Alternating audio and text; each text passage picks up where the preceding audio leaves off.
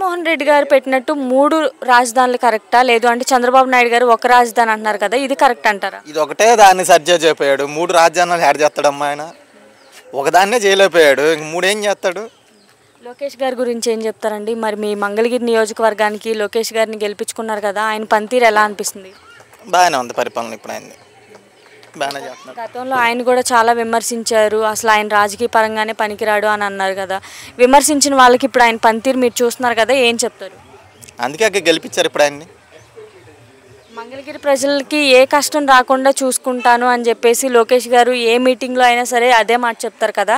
మరి నిజంగా అలానే మంగళగిరి ప్రజలకి ఎటువంటి కష్టం రాకుండా చూసుకుంటారంటారా? చూసుకుంటాడు. ఇప్పుడు సంవత్సరం కూడా అవ్వలేదు కదా, ఇంకా 4 ఏళ్ళు ఉంది. 4 ఏళ్ళ తర్వాత అప్పుడు మాట్లాడమనండి ఎవరినైనా సార్. అంతే అంటారా? ఇంకా తర్వాత 4 ఏళ్ళ తర్వాత మాట్లాడడానికి ఇంకేం ఉండదు. మళ్ళీ వచ్చేది మళ్ళీ కూటమి ప్రభుత్వమే. ఎందుకు నమ్మకమా అభిమానం అంటే ఏం చెప్తారు? అభిమానం ఏం లేదండి, పనులు చేస్తున్నాడు కాబట్టి. ఈ రోజున 3 పూట్ల బోధ అంటున్నారు కాబట్టి ప్రజలు చెప్పగలుగుతున్నాం.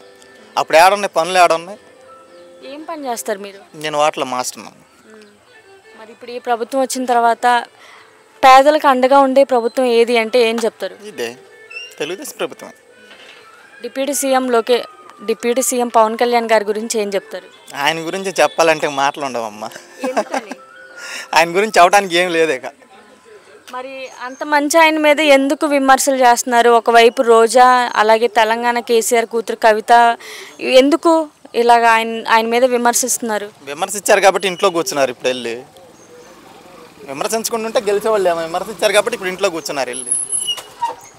మళ్ళీ నెక్స్ట్ ఏపీకి ఎవరు రావాలనుకుంటున్నారు సీఎంగా? చంద్రబాబు నాయుడు. మరి పవన్ కళ్యాణ్ గారు గిరిజన ప్రాంతాలు తిరగడం కానివ్వండి, అక్కడ ప్రజలను పట్టించుకొని స్వయంగా ఒక డిప్యూటీ సీఎం వెళ్ళి తీర్చడం అనేది ఎలా అనిపిస్తుంది వాళ్ళ సమస్యలు? బాగానే ఉంది. అప్పుడు జగన్ ప్రభుత్వంలో పట్టించుకునే వాళ్ళు ఎవరు లేరు. మరి ఇప్పుడు పవన్ కళ్యాణ్ వెళ్ళి దగ్గరుండి పట్టించుకుంటున్నాడు. గతంలో ఎవరైనా సరే ఇలాగ గిరిజన ప్రాంతాలకు తిరిగిన లీడర్స్ని ఎవరినైనా చూసారంటే ఏం చెప్తారు? ఎవరు లేరమ్మా. వాస్తవంగా చెప్పాలంటే తెలుగుదేశం ప్రభుత్వం హయాంలో కూడా ఎవరు పట్టించుకోవాలి. ఈ కూటమి ప్రభుత్వం వచ్చిన తర్వాత పవన్ కళ్యాణ్ పట్టించుకున్నాడు. రీసెంట్గా మనం చూసుకుంటే మరి పవన్ కళ్యాణ్ గారు 96 ఏళ్ళ పెద్ద ఆవిడని ఆయన పక్కన కూర్చోబెట్టుకొని స్వయంగా డబ్బులు ఇచ్చి 50,000 అప్పుకి కట్టి 50,000 చెక్ ఇచ్చి డబ్బులు ఇచ్చి పంపించాడు. ఆవిడ దగ్గర మళ్ళీ ఆశీర్వాదాలు కూడా తీసుకున్నారు కదా. ఒక డిప్యూటీ సీఎం పొజిషన్లో ఉండి ఆయన పెద్దలకి ఇచ్చే గౌరవం అనేది ఎలా అనిపించింది? బాగానే ఉంది. రేపు ఈ మధ్యలో ఉన్నట్టుందిగా, ముఖాముఖి పెడుతున్నాడుగా పవన్ కళ్యాణ్. ఈ శ్రీకాకుళం నుంచి స్టార్ట్ అవుతుంది కదా, అది ప్రజలతో డైరెక్ట్గా మాట్లాడతాను అంటున్నాడుగా. మళ్ళీ మీ మంగళగిరి నియోజకవర్గానికి ఎవరు రావాలనుకుంటున్నారు? మా నారా లోకేష్ బాబు. జగన్మోహన్ రెడ్డి గారు మళ్ళీ వస్తారంటారా? రాడమ్మా. బల్లగుద్ది మరీ చెప్తున్నారు కదా నెక్స్ట్ వచ్చే 30 ఏళ్ళ మందే పరిపాలన. 30 ఏళ్ళేమో కానీ నెక్స్ట్ అయితే మాత్రం రాడు, ఖచ్చితంగా రాడు జగన్మోహన్ రెడ్డి. మీ పేరు? చేవూరు సుబ్బులు. ఎలా ఉందమ్మా చంద్రబాబు నాయుడు గారి పరిపాలన? బాగానే ఉంది, పర్లే. గత 5 సంవత్సరాలు చూసారు కదా, గత 5 సంవత్సరాలు ఎలా అనిపించింది? అప్పుడు మీద ఇప్పుడు నయం అనిపిస్తుంది. ఎందుకన్నా అయ్యో అంటే గత 5 సంవత్సరాల్లో ప్రజలు ఎటువంటి ఇబ్బందులు పడ్డారంటే ఏం చెప్తారు? మాకు పట్టాల గురించి, నీళ్ళ గురించి, వాటి గురించి మేము చాలా ఇబ్బంది పడ్డాం. కానీ కొంతమందికి ఇచ్చారు, కొంతమందికి ఈసారి ఇస్తాం అన్నారు. పర్లే. ఎవరిచ్చారమ్మా మీకు పట్టాలు? లోకేష్ ఇచ్చాడు. ఎంతకాలం నుంచి లేవు మీకు పట్టాలు? ఏమో ఇప్పుడు నుంచి మేము 20-25 ఏళ్ళ మెట్టి కూడా మాకు లేదు. ఎన్నో ఏళ్ళ కళ మాకు ఇది, ఈసారి ఇచ్చారు. మరి ఆ కళ ఎవరు నిజం చేశారు? లోకేష్ గారే నిజం చేశాడు స్వయంగా. మరి ఆయన చేతుల మీదుగా పట్టా తీసుకోవడం అనేది ఎలా అనిపించిందమ్మా? మరి మీకు 25 ఏళ్ళ నుంచి పట్టా లేదు, ఆయన చేతుల మీద నుండి తీసుకున్నారు కదా, ఎలా అనిపించింది? చాలా సంతోషం అనిపించింది. అక్కడే మీడియాతో మాట్లాడి వచ్చాం కండి మేము. అనుకున్నారా నిజంగా అసలు అలా ఇస్తారు? చెప్పిన మాట ఊహించింది ఇది, అసలు మేము అనుకోలేదు. ఇది కూడా ఇన్ని సంవత్సరాలు గెలుతున్నారు, ఎవరు ఇవ్వరులే, ఈసారి ఎవరు ఇస్తారులే, ఈయన మాత్రం ఏమి ఇస్తాడులే అనుకున్నాం. కానీ ఇచ్చాడు, మాకు ఊహించుకోకుండా ఇచ్చేసాడు, అదే మాకు సంతోషం.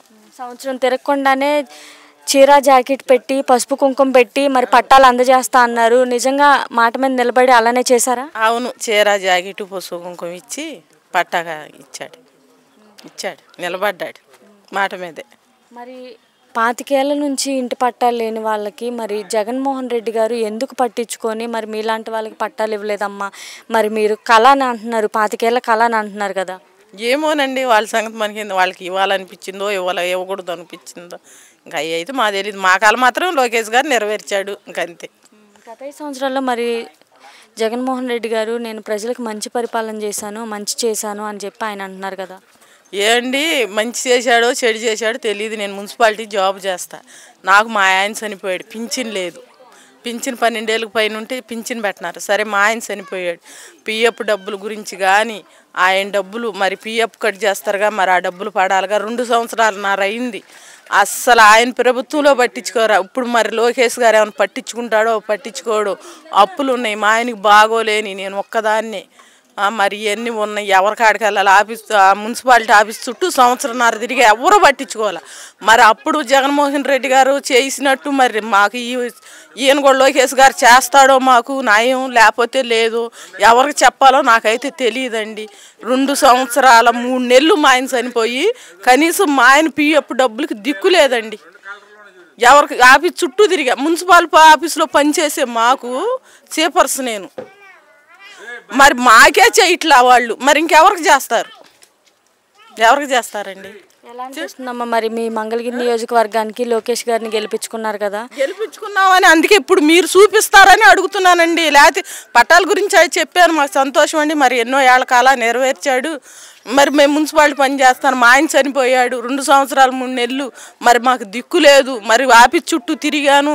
మరి రూపాయి ఏం చేయాలో తెలియట్లా. ఆకోస్ కాడికి తిప్పుతున్నారు, ఆఫీస్కి తిప్పుతున్నారు. ఒక్కదాన్ని ఒంటరిదాన్ని ఏం తిరగాలి నేను? మరి లోకేష్ గారి వరకు మీ సమస్య అనేది వెళ్తే ఆయన సాల్వ్ చేస్తారని నమ్మకం ఉంది. వెళ్ళిద్దనే చెప్తున్నానండి. మాట్లాడి గ్యారెంటీకి నాకు ఆయన చేస్తాడని చెప్తున్నా. ఇవాళ ఎందుకంత నమ్మకమా అభిమానమా లోకేష్ గారు అంటే ఏం చెప్తారు?